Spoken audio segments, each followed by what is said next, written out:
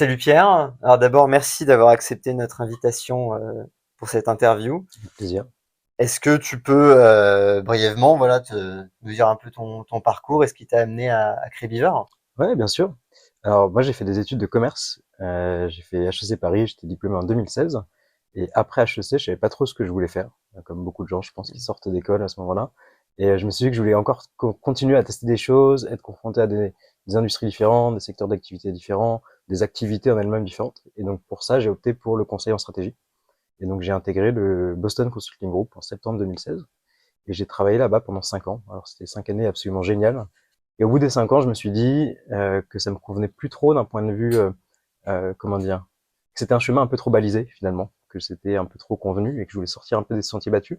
Et donc c'est là que j'ai décidé de sortir de cette structure pour monter ma propre entreprise et me lancer dans l'aventure entrepreneuriale. D'accord, alors vas-y, maintenant, venons-en au fait.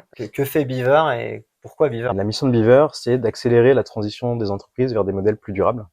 Et en fait, assez rapidement, avec mon associé Étienne, à qui j'étais au lycée d'ailleurs, pour la petite anecdote, on s'est rendu compte que il y avait vraiment énormément de pression en matière de gestion de la performance extra-financière pour les entreprises, que cette pression, elle venait vraiment de toutes parts, des clients, des employés, du régulateur, des financiers, enfin vraiment absolument partout, et que les entreprises n'étaient pas forcément équipées pour répondre correctement à toutes ces nouvelles demandes.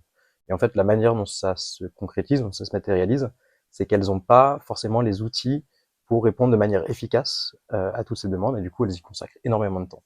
Et donc, nous, ce qu'on fait chez Beaver, c'est vraiment, on construit des outils euh, logiciels, digitaux, qui vont permettre à ces entreprises, à ces directions RSE ou développement durable, de vraiment répondre à ces demandes de la manière la plus efficace possible, et surtout en remettant un peu l'autonomie des entreprises au centre. Et ça, je pense que c'est vraiment un facteur assez différenciant dans la manière dont on envisage les choses avec mon associé. C'est que historiquement, les entreprises, sur ces sujets-là, elles comptaient beaucoup sur de l'aide externe, sur du conseil.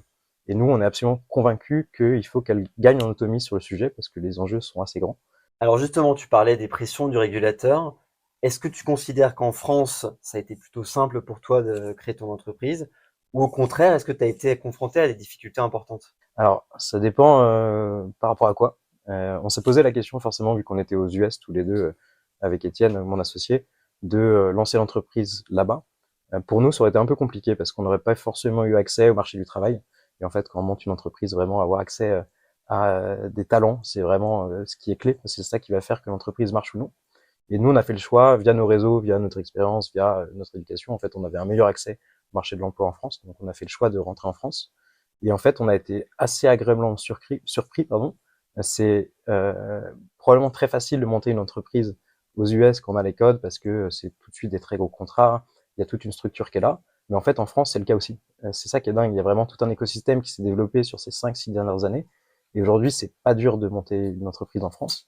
Il y a vraiment plein de ressources partout. Et un bon exemple, par exemple, c'est les prêts de la BPI ou les subventions qui vont vraiment permettre d'obtenir des financements pour pouvoir recruter des gens, commencer à la développer avec des conditions qui sont absolument inégalables. Et ça, je trouve qu'on a vraiment une chance en France d'avoir tout ce système-là aujourd'hui. Voilà qui fait plaisir à entendre. Maintenant, quelle est la suite pour Beaver? Des projets, on en a plein parce qu'on considère qu'on est encore au tout début de l'aventure et tout reste à construire. Enfin, c'est vraiment ça qui rend aussi l'aventure absolument passionnante et palpitante.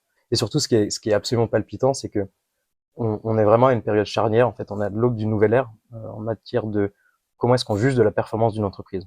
Donc historiquement, c'était assez orienté vers la performance économique. Aujourd'hui, c'est une performance beaucoup plus holistique. C'est l'entreprise avec tous ses impacts, pas seulement financiers, mais aussi extra-financiers. Et on ne sait pas encore exactement quelle forme ça va prendre. Mais en tout cas, ce qui est sûr, c'est qu'avec Viver, on sera là pour accompagner les entreprises et les aider à s'adapter au nouveau paradigme.